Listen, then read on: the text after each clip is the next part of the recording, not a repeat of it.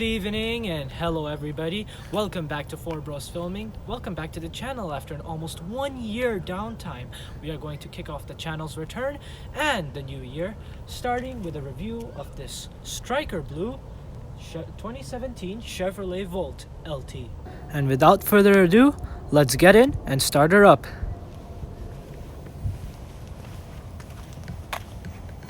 This car is the LT trim, and as such comes with very few options. One of the options is the OnStar SCBNS navigation system, as we will see when we start up the vehicle. So now let's get in, start her up, and explore. Those are your light systems. Here we put our foot on the brake.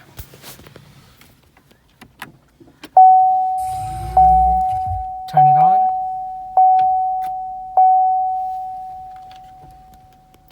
Okay.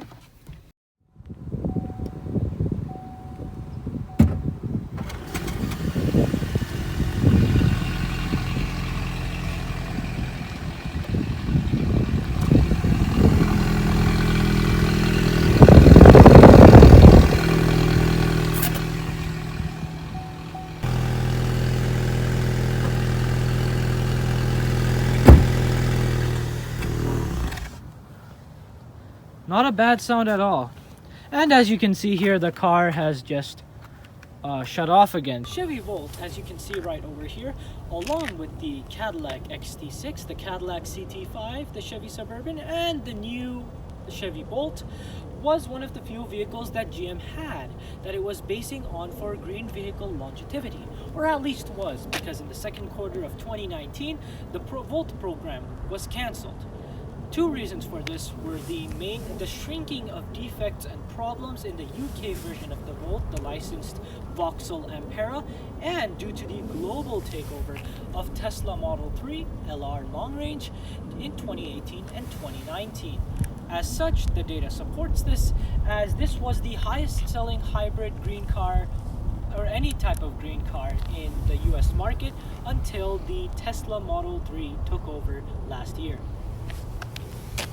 So, speaking of range, it has an on-paper electric-only range of 50 to 55 miles an hour. However, in reality, it only has a range of 44 miles an hour for the EV mode. And it has a combined range of 387 miles if you put in both a full charge and a full gas tank. So, at some points in driving, usually this is highway driving and some parts of city driving, it can actually average between 70 and 93 mpge, which is great efficiency. And this gives it its personality as an extra small K car. Despite the pressure from Tesla and other new hybrid EV companies like Revew, the Chevy Volt has held its own. It still remains to be the second best selling, or at least since the cancellation of the program, the second best sold hybrid green car in the entire US market, with around 389,500 units sold, 3/4 of which are the second gen models. This can be the case because the second gen models are so much better from the previous one. The second gen car, ushered in 2017 for real, well, it's a 2016 car to be sure, but it was only available in limited availability in only 11 of the 50 states until the 2017 model year. So the 2017 car shaves around 250 pounds off the car frame and also has a new rack and pinion steering system, which gives it, at least in the green hybrid car class, a beautiful level of sportiness feeling. To be noted, the Chevy Volt can actually be charged on one of two voltages, 110 volt regular outlet, or it can be charged on 240 volts. On an 110 volt outlet, the Chevy takes around 20 hours to charge, so this can be quite a while, as not even a night alone can be enough. But however, step up to 240 and you can get the entire car charged in 6 to 8 hours. I know this is still not enough compared to Tesla and the only 2 to 4 hour charges in their Supercharger stations, but for something you can charge at home, this is still pretty good value. So now let's see how we fit. As you can see, it beeps a bit when the door is open. So it's easy to get into, as you can see over here, lengthwise. I'm over 5'11", so it's a little harder to get around the A-pillar. But other than that, not half bad. I get enough leg room, and it's telescopic steering, so it can be slightly adjustable. And the same can be said for the passenger cabin. Now let's see how the would fare for me. Louder. And it might be a bit of an issue, as I said earlier, because the battery pack and the transmission are placed midship of the rear passenger cabin.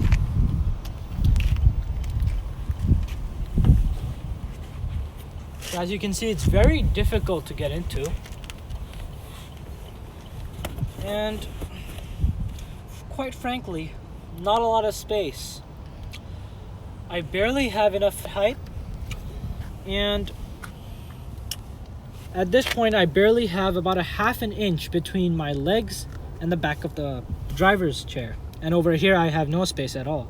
I'm completely pressed in. So the back space is pretty bad, at least on the lower LT trim. I've seen premier trims that are pretty good, but the LT trim is not adequate in the back, especially when you consider that Chevy rates this vehicle a 5-passenger vehicle. And then other than babies in car seats, you wonder how anybody could sit in this supposedly 5th seat. But I guess for most cases, it would just count as a headrest, or not a headrest, sorry, an armrest for the 2 passengers in the rear. Especially considering that those 2 passengers at the back are kids.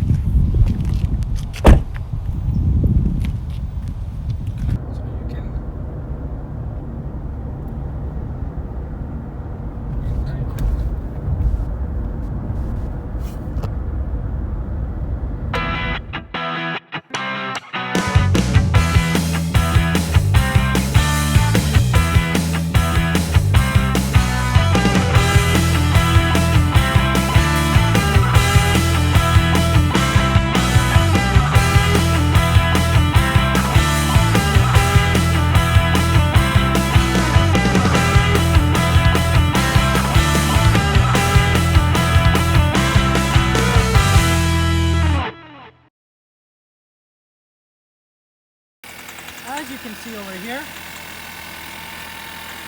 this is the Voltec engine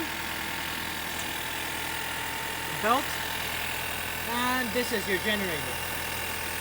The generator and the engine are connected by a dual hybrid system of the pulley belt and also a direct crank.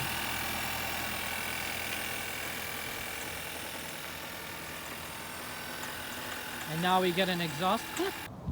Everybody, we have come to the end of our in-depth review on the 2017 Chevy Volt LT trim. Thank you for watching 4 Bros Filming. Make sure to subscribe, and you can be sure for more car in-depth reviews to come on the channel. See you later.